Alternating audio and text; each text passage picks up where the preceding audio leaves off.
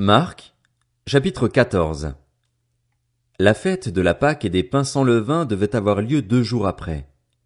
Les chefs des prêtres et les spécialistes de la loi cherchaient les moyens d'arrêter Jésus par ruse et de le faire mourir. Ils se disaient en effet que ce ne soit pas pendant la fête, afin qu'il n'y ait pas d'agitation parmi le peuple. Comme Jésus était à Béthanie, dans la maison de Simon le lépreux, une femme entra pendant qu'il se trouvait à table.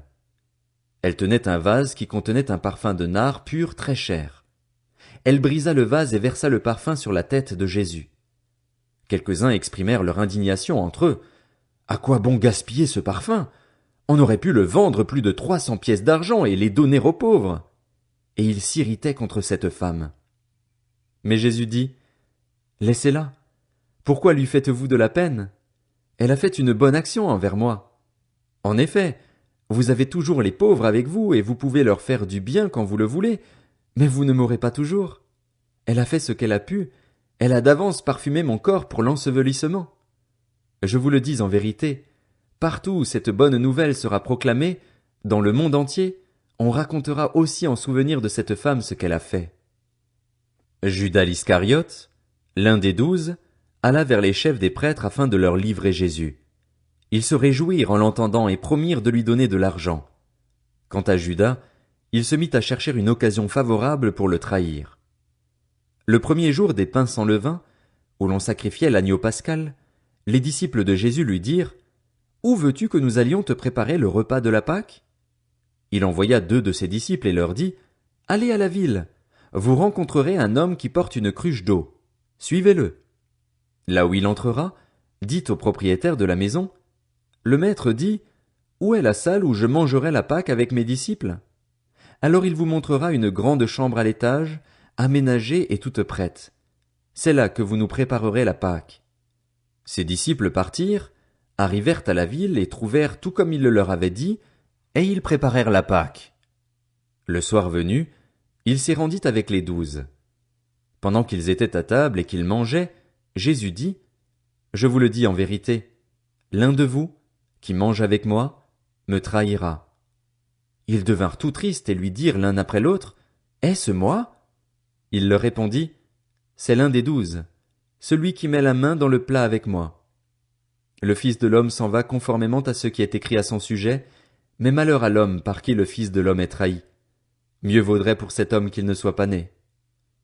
Pendant qu'ils mangeaient, Jésus prit du pain et, après avoir prononcé la prière de bénédiction, il le rompit et le leur donna en disant, Prenez, mangez, ceci est mon corps.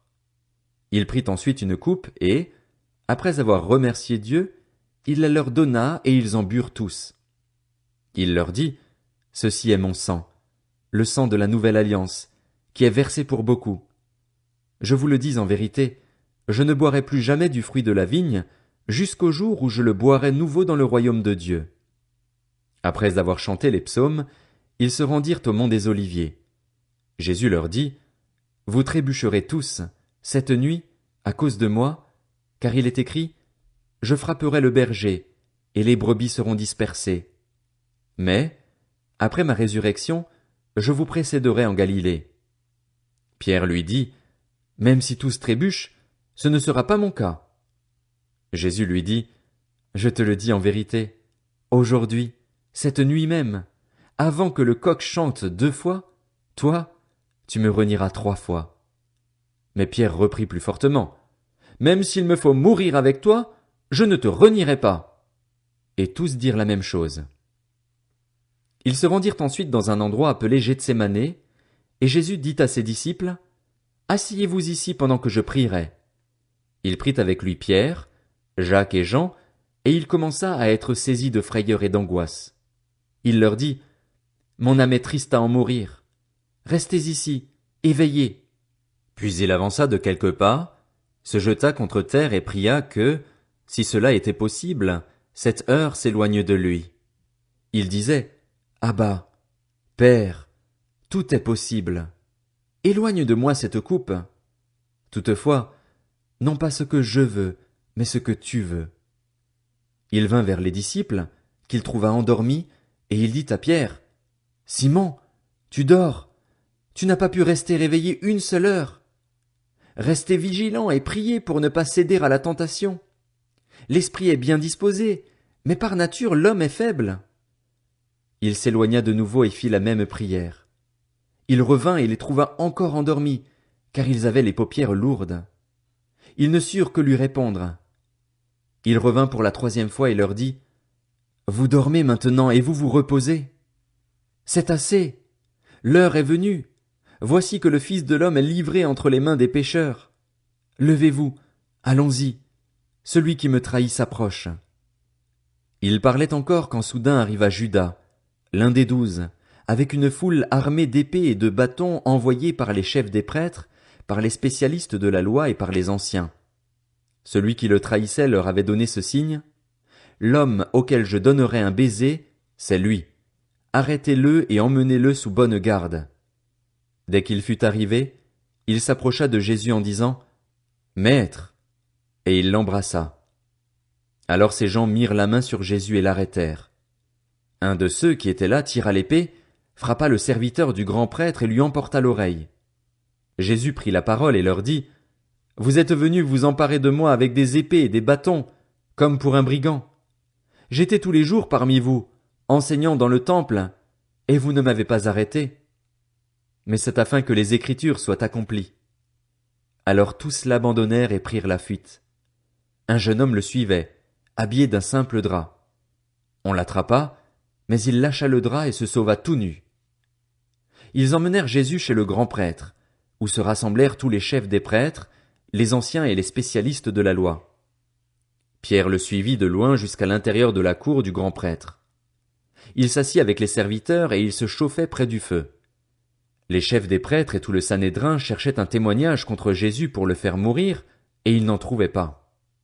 Beaucoup rendaient en effet de faux témoignages contre lui, mais les témoignages n'étaient pas concordants.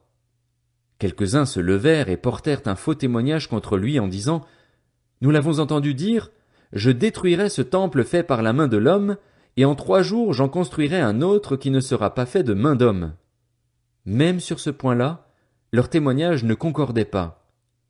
Alors le grand prêtre se leva au milieu de l'assemblée et interrogea Jésus en disant: « Ne réponds-tu rien? Pourquoi ces gens témoignent-ils contre toi? » Mais Jésus gardait le silence et ne répondit rien. Le grand prêtre l'interrogea de nouveau et lui dit: « Es-tu le Messie, le Fils du Dieu béni? » Jésus répondit: « Je le suis. Et vous verrez le Fils de l'homme assis à la droite du Tout-Puissant et venant sur les nuées du ciel. » Alors le grand prêtre déchira ses vêtements et dit: « Qu'avons-nous encore besoin de témoins? Vous avez entendu le blasphème. Qu'en pensez-vous? » Tous le condamnèrent, déclarant qu'il méritait la mort. Quelques-uns se mirent à cracher sur lui, à lui mettre un voile sur le visage et à le frapper à coups de poing en lui disant: « Devine !» Même les serviteurs le frappaient en lui donnant des gifles. Pendant que Pierre était en bas dans la cour, une des servantes du grand prêtre arriva. Elle vit Pierre qui se chauffait, le regarda et lui dit: « Toi aussi, tu étais avec Jésus de Nazareth. » Il le nia en disant: « Je ne sais ni ne comprends ce que tu veux dire. » Puis il sortit pour aller dans le vestibule. Alors un coq chanta. La servante le vit et se mit à dire de nouveau à ceux qui étaient présents: « Il fait partie de ces gens-là. » Il le nia de nouveau. Peu après, ceux qui étaient présents dirent encore à Pierre: « Certainement, tu fais partie de ces gens-là, car tu es galiléen, tu as le même langage. » Alors il se mit à jurer en lançant des malédictions: « Je ne connais pas cet homme dont vous parlez. » Aussitôt, pour la 2e fois, un coq chanta. Pierre se souvint alors de ce que Jésus lui avait dit: « Avant que le coq chante 2 fois, tu me renieras 3 fois. » Et en y réfléchissant, il pleurait.